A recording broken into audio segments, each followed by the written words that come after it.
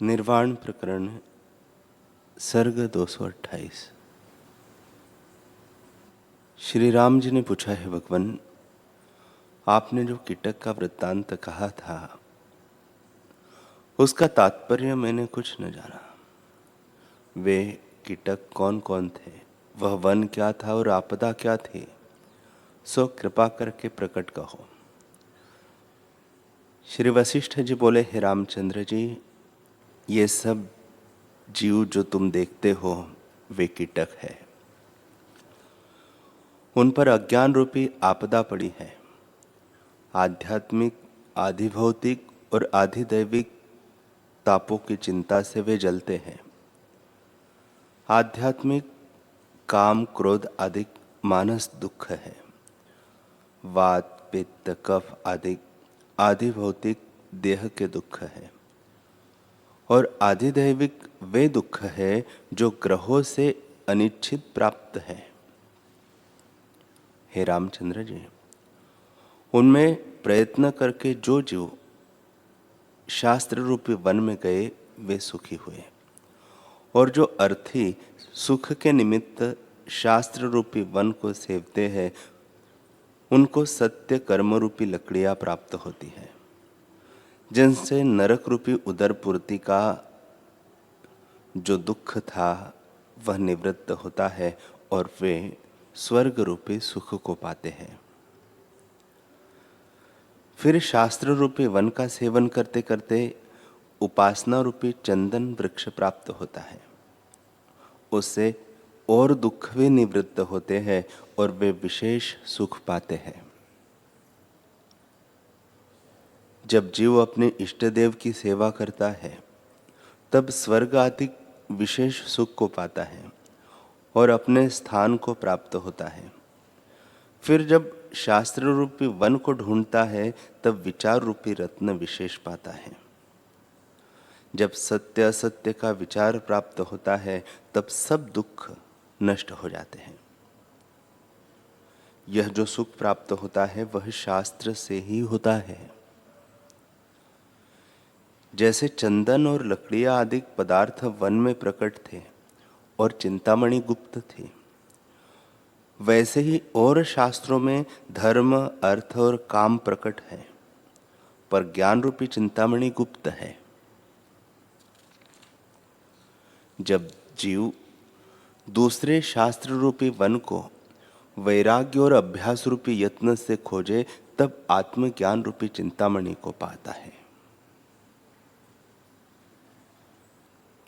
हे Ramchandra ji, one में ही उसने चिंतामणि पाई थी, क्योंकि वह चिंतामणि का वन न था, चिंतामणि का वन था। परंतु जब अभ्यास किया था तब पाई थी और उसी वन में पाई थी। हे रामचंद्र जी, वैसे ही गुरु और शास्त्र का भी जब मिट्टी के खोदने के समान अभ्यास करता है तब आप चिंतामणि ही सदृश आत्म प्रकाश होता है। जैसे मिट्टी के खोदने से चिंतामणि का प्रकाश नहीं उपजता, क्योंकि चिंतामणि तो पहले से ही प्रकाश रूप थी। खोदने से केवल आवरण दूर हुआ, तब आप ही निकल आई। वैसे ही गुरु और शास्त्र के वचन के अभ्यास से अंतःकरण जब शुद्ध होता है तब आत्मसत्ता स्वतः प्रकट होती है। गुरु और शास्त्र हृदय की मलिनता दूर करते हैं, और जब मलिनता दूर होती है तब आत्मसत्ता स्वाभाविक प्रकाशित होती है। इससे गुरु और शास्त्रों से मलिनता दूर होती है, परंतु इनकी कल्पना भी द्वैत में होती है। वह कल्पना द्वैत संसार का नाश करने वाली है। परमार्थ की अपेक्षा शास्त्र और गुरु भी द्वैत कल्पना है, और अज्ञानी की अपेक्षा गुरु और शास्त्र कृतार्थ करते हैं, और इनके अभ्यास से जीव आत्मपद को पाता है। प्रथम अज्ञानी शास्त्र का भोग के निमित्त सेवन करते हैं और शास्त्र में भोगों का अर्थ जानते हैं। जैसे लकड़ियों के लिए वे कीटक वन का सेवन करते थे, शास्त्र में सब कुछ है। जैसा जिसको रुचि के अनुसार अभ्यास होता है, वैसे ही पदार्थ उसको प्राप्त होते हैं। शास्त्र एक ही है, परंतु पदार्थों में भेद है। जैसे पोंडे के रस से गुड़, शक्कर और मिश्री बनती है, वैसे ही शास्त्र एक है, उसमें पदार्थ भिन्न भिन्न है। जिस जिस अर्थ के पाने के लिए कोई यत्न करेगा, उसी को पावेगा। शास्त्र में भोग भी है और मोक्ष भी है।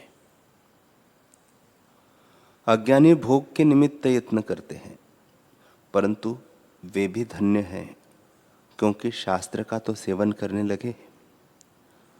उन्हें कभी किसी काल में आत्मपद रूपी चिंतामणि भी प्राप्त होगी, परंतु आत्मपद पाने के लिए ही शास्त्र श्रवण करना चाहिए। सुन सुनकर अभ्यास द्वारा आत्मपद प्राप्त होता है। आत्मपद पाने पर सब और संभव होगा। जैसे सूर्य के उदय होने पर सब और प्रकाश फैल जाता है, वैसे ही जब सब और समता प्रकाशित होगी, तब सुषुप्ति की सी स्थिति होगी। अर्थात द्वैत और एक की कल्पना भी शांत हो जाएगी और अनुभव अद्वैत में जागृत होगी। परंतु यह संतों के संग और शास्त्रों के विचार अभ्यास द्वारा होगा। जो जन संसार समुद्र से पार करने वाले परोपकारी हो, वे ही संत जन हैं। उनके संग से आत्मपद प्राप्त होगा। हे रामचंद्र जी, गुरु और शास्त्र नेति नेति कहकर जानते हैं, अर्थात अनात्म धर्म का निषेध करके आत्म तत्व शेष रखते हैं। जब अनात्म धर्म का त्याग करोगे, तब आत्म तत्व शेष रहेगा। उसको जान लोगे तो उसके जानने पर और कुछ जानना नहीं रह जाएगा। उसके जानने में यत्न भी कुछ नहीं, केवल आवरण दूर करने के लिए यत्न है। जैसे सूर्य के आगे बादल आता है तो सूर्य नहीं दिखता, इसलिए बादलों को दूर करने का यत्न करना चाहिए। सूर्य के प्रकाश के निमित्त यत्न नहीं चाहिए। जब बादल दूर होते हैं, तब स्वाभाविक ही सूर्य प्रकाशित होता है। वैसे ही गुरु और शास्त्र के यत्न से जब अहंकार रूपी आवरण दूर होते हैं, तब सुप्रकाश आत्मा चमकता है। सात्विक गुणी जो गुरु और शास्त्र है, उनसे जब रज और तम गुणों का अभाव होता है, तब परम अनुभव ज्योति आत्मा अकस्मात प्रकाशित होता है। जब वह प्रकाशित हुआ, तब उससे जीव उन्मत्त हो जाता है और अद्वैत रूपी संसार की कल्पना नहीं रहती।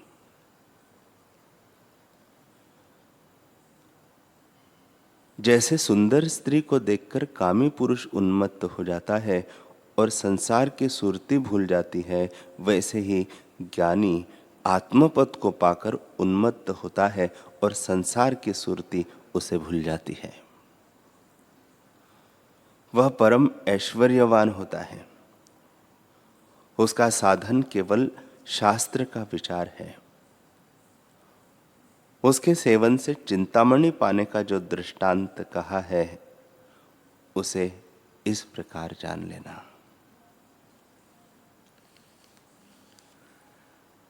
श्री वशिष्ठ जी बोले, हे रामचंद्र जी, यह संपूर्ण सिद्धांत मैंने तुमसे विस्तार पूर्वक कहा है। इसको सुनने और बारंबार विचारने से मूढ़ भी निरावरण होंगे। फिर उत्तम पुरुष के निरावरण होने में क्या आश्चर्य है?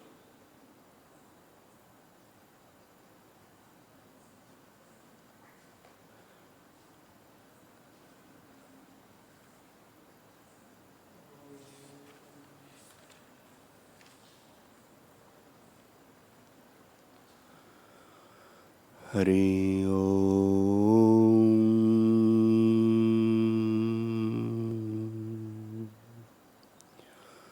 हरि ओम।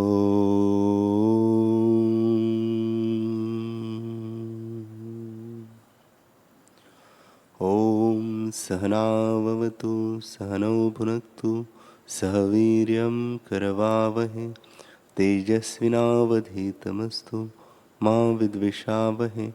ओम शांति शांति शांति। श्री सद्गुरुदेव भगवान की जय।